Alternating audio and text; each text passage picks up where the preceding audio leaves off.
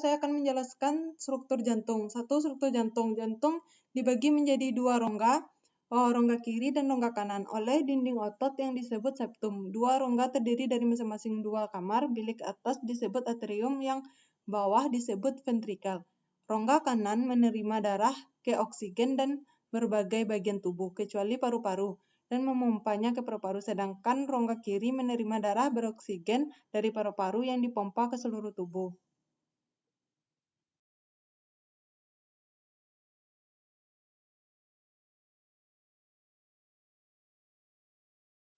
Jantung.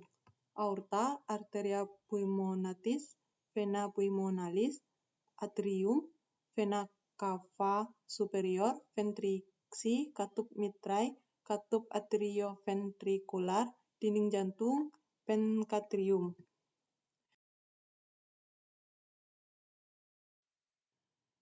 1. Aorta. Aorta merupakan arteria terbesar dalam badan manusia, bersumber dari bilik kiri jantung dan membawa darah beroksigen kepada semua bagian tubuh dalam peredaran sistematik.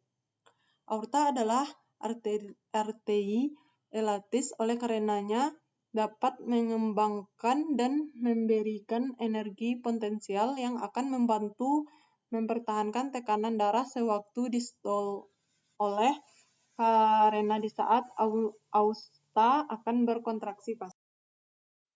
2. Arteria pulmonalis. Arteria pulmonalis adalah salah satu dari dua pembuluh darah bercabang dari batang paru yang bagian integrasi dari anatomi jantung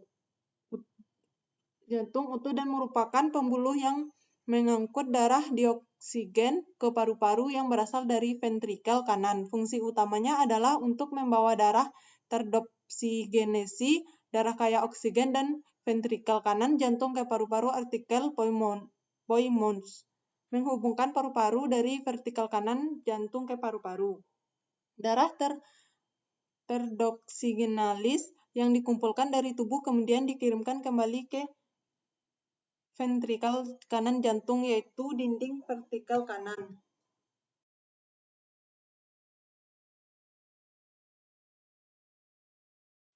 Pulmonalis. Vena pulmonalis adalah vena yang membawa darah kaya oksigen dari paru-paru ke jantung, tepatnya atrium kiri. Ukurannya lebih kecil dari vena cava dan terdiri dari vena pulmonalis kiri. Fungsi pulmonalis adalah untuk membawa darah kaya oksigen kembali ke jantung untuk kemudian diedarkan ke seluruh tubuh.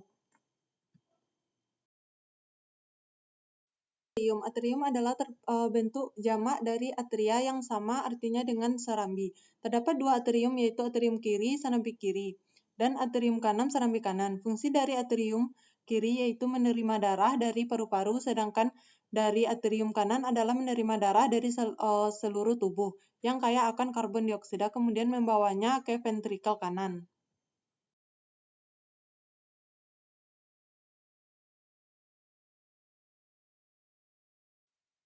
Cava superior atau vena cava. Vena cava superior atau vena cava adalah vena berasal dalam tubuh. Letaknya juga di bagian atas jantung. Fungsi vena cava superior ini adalah untuk membawanya kembali darah kaya karbon dioksida dari seluruh tubuh bagian atas jantung. Ventriksi.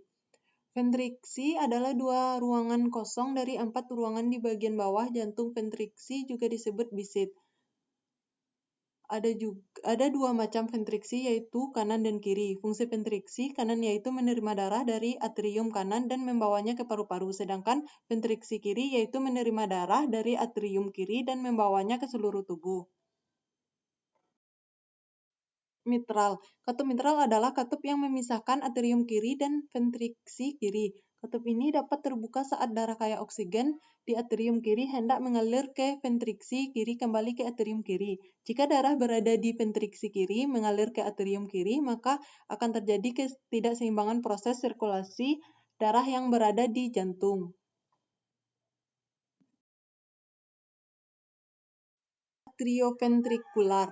Katup atrioventrikular adalah katup yang terletak di antara atrium atau serambi dan ventrisi bisik. Fungsi katup ini adalah untuk membuat darah hanya mengalir dari atrium atau serambi ke ventrikal sehingga memungkinkan darah mengalir pada tempatnya.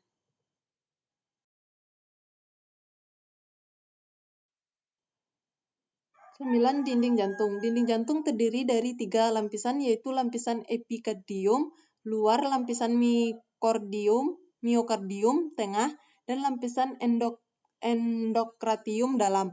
Selama kontraksi ventrikal, gelombang depolarisasi bergerak dari lapisan endokratium melalui katrium ke permukaan epikardium. 10. Penkatrium. Penkatrium adalah kantung yang membungkus jantung pada manusia dan beberapa jenis hewan yang mempunyai fungsi utama sebagai dinding terluar jantung. Penkatrium merupakan satu struktur terkantung yang membungkus bagian epikardian atau dalam jantung.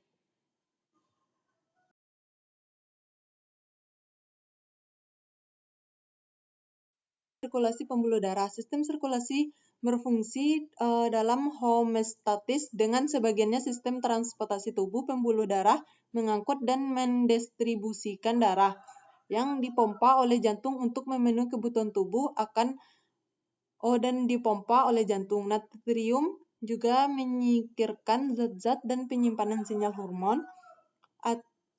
Arteri yang sangat elastis menyangkut darah dan jantung ke jaringan dan berfungsi sebagai reservoir tekanan untuk keras mendorong darah ke depan sewaktu jantung sedang mengalami relaksasi dan pengisian.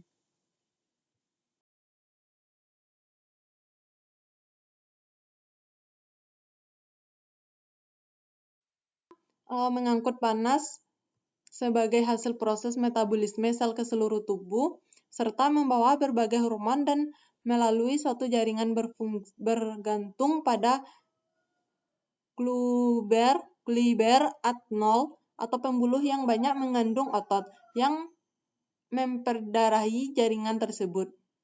Cairan anterior dapat diubah sehingga distribusi curah jantung memenuhi kebutuhan tubuh setiap saat. Tubuh. Sistem imunitas tubuh adalah sistem pertahanan tubuh terhadap penyakit dan gangguan yang dapat merusak tubuh. Dalam kondisi prima, ilmu tubuh mampu melawan berbagai infeksi patogen seperti virus, bakteri, dan parasit. Imun juga memiliki fungsi sebagai berikut: A. Pembentukan kekebalan tubuh. B. Penolakan dan penghancuran segala bentuk tanda orang yang masuk ke tubuh kita. C. Pendeteksikan adanya sel abiomal, infeksi, dan patogen yang membahayakan. D. Menjaga keseimbangan komponen dan fungsi tubuh.